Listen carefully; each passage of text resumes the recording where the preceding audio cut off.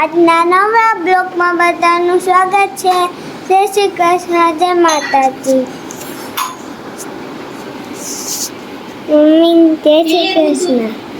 જય શ્રી કૃષ્ણ. જો આપણી ચા બની ગઈ છે. ચાલો બધા ચા પીવા. રોટલી બની ગઈ છે. ચા ને રોટલી હવે સવારનો નાસ્તો કરી લઈએ ને. જય શ્રી કૃષ્ણ દયાભાઈ. જય શ્રી કૃષ્ણ. દાદા જય શ્રી કૃષ્ણ. જય શ્રી કૃષ્ણ. પપ્પા અહીંયા ફોન જોવે છે. જય શ્રી કૃષ્ણ. જય શ્રી કૃષ્ણ. 11:05 થઈ ગઈ છે અને આજે ચેષ્ટાને તો વહેલું સ્કૂલે જવાનું હતું એટલે એ સ્કૂલે વહી ગઈ છે.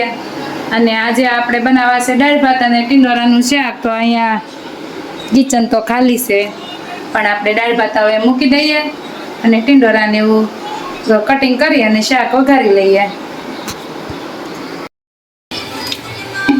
જો આપણી હવે દાળ ઉકળવા માંડી છે.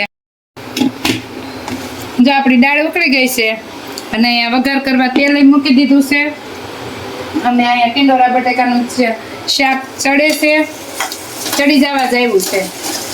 તો મસ્ત ટીંડોરા બટેકાનું શાક ચડે છે. ટીંડોરા બટેકાનું શાક ચડી જાય ને કે આપણે દાળનો વઘાર કરી લઈએ. તો આપણું તેલ ગરમ થઈ ગયું છે ને એમાં પહેલાં રાઈ નાખશું, પછી નાખશું જીરું, આખું જીરું અને હિંગ નાખશું અને સૂકા 2 મરચાંના ટુકડા નાખશું ને લીંબુના પાન નાખી આપણે વઘાર કરી લઈશું.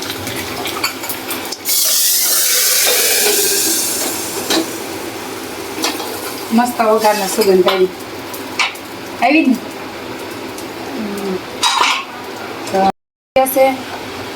લોટે બંધાઈ ગયો છે એટલે આપણી દાળી થઈ ગઈ. હવે આ શાકે આટલું ચડી ગયું છે ને તેમાં આપણે કોરી લાલ મરચું પાવડર ઉમેરી હલાવી મિક્સ કરી આપણે શાકે લઈ લઈશું. નીચે ગેસ બંધ કરી દઈશું અને હવે રોટલી માંડી દઈશું. લોટે આપણો બંધાઈ ગયો છે તો ભગવાનને થાળ ધરી લઈશું.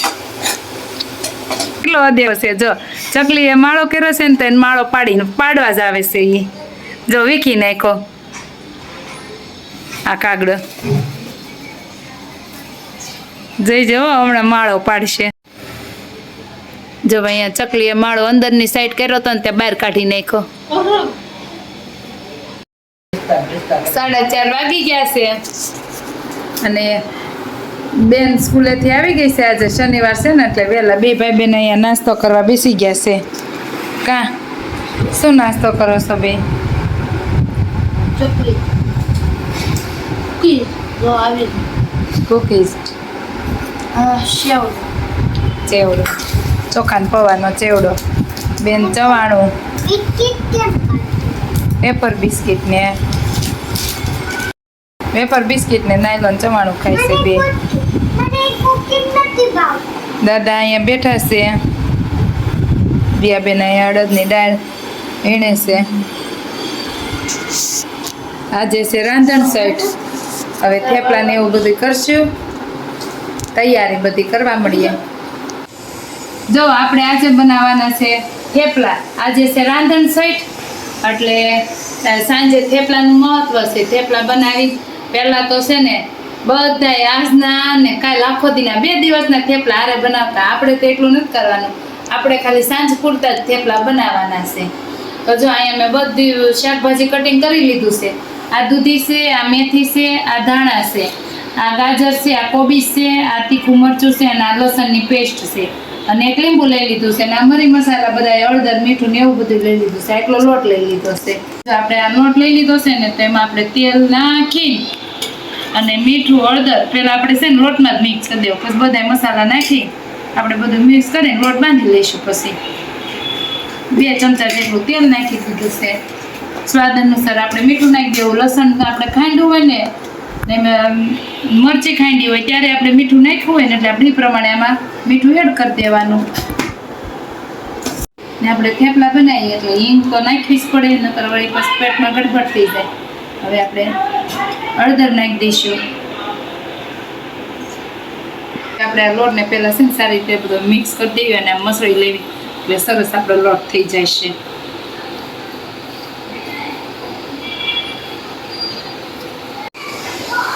તો આપણો આ લોટ કેવો સરસ બધો હળદર ને એવું મિક્સ થઈને સરસ થઈ ગયો છે. હવે આપણે આ બધા શાકભાજી નાખી દઈશું ને વારા પરથી પછી લોટ પાછો આપણે ભેગો કરી લઈએ.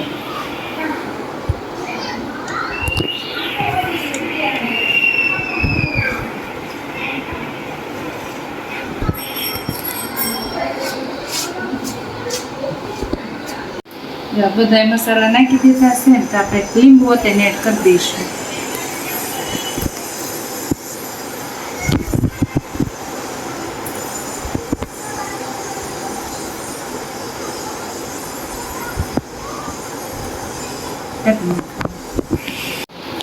હવે આપણે આ બધો મસાલો છે ને હવે મિક્સ કરી દઈએ અને જોઈતું પૂરતું જ પાણી નાખશું. મસાલા દૂધી ને કોબીજ ને બધું હોય એટલે પાણીની બહુ જરૂર ન પડે, થોડુંક જ નાખવું પડશે. તો આપણે બધો લોટ આરે મસાલો મિક્સ થઈ ગયો છે ને તો આમાં છે ને આમ તો લોટ બંધાઈ જાય છે. સારી રીતના પણ છોટો છોટો થઈ જાય ને તો આપણે થોડું હાથની મદદથી પાણી લઈ નાખી દઈશું. થોડું થોડું નાખતા જઈશું, લોટ બાંધતા જઈશું. હવે જો આપણો હવે આ લોટ બંધાઈ ગયો છે સરસનો. હવે આપણે છે ને થેપલા વણીને ધળવાનું સ્ટાર્ટિંગ કરી દેવું. થેપલા વણી લઈશું પછી વણી લઈશું. પછી આજે આપણે રાંધણ છઠ છે એટલે પછી આપણે આજે સૂલો ઠારશું અને આપણે જે સૂલે આપણે થેપલા બનાવશું એક સૂલો ઠારી નાખશું. જો આપણે આ થેપલા વણવા માંડ્યા છીએ અને ગેસ મેં નીચે જ લઈ લીધો છે એટલે હું આપણને આ વળવાનું પાત્ર વળવાનું ને ચોડવાનું સારું પડે એટલે જો એક એક કરીને હવે આપણે બધા થેપલા વણતા જઈશું, ચોડવતા જઈશું. બધા થેપલા બનાવી લઈએ.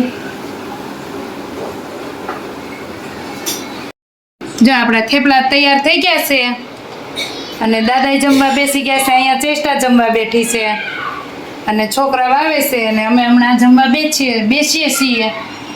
અને આ રાયતું ને થેપલા ખાવાના છે. પ્લેન દહીં છે, જેને રાયતું ખાવું એ રાયતું ને જેને પ્લેન દહીં ખાવું એને પ્લેન દહીં. કાં ચેષ્ટા બેને શું લીધું? પ્લેન દહીં પ્લસ છાશ. છાશ નાખીને એને એવું બહુ ભાવે. છાશ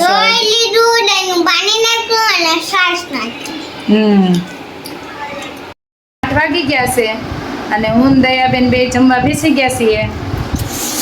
જો થેપલા ને દહીં ને રાયતું ને અને મમ્મી ગયા છે બહાર જ્યોતિર્લિંગ. એ તો 9 વાગે આવવાના છે, હજી આવ્યા નથી. 9 વાગે લગભગ 9 સાડા 9 આવી જવાના છે. હવે અમે જમી લઈએ. હવે થેપલા પેપલા ખાઈને ફ્રી થઈ ગયા છીએ તો હવે આજના મારા વિડીયોને હું અહીંયા જ એન્ડ કરીશ. જો તમને અમારો આજનો વિડીયો ગમ્યો હોય તો લાઈક કરો, શેર કરો, કમેન્ટ કરો અને સબસ્ક્રાઇબ કરવાનું ભૂલતા નહીં. Bye bye.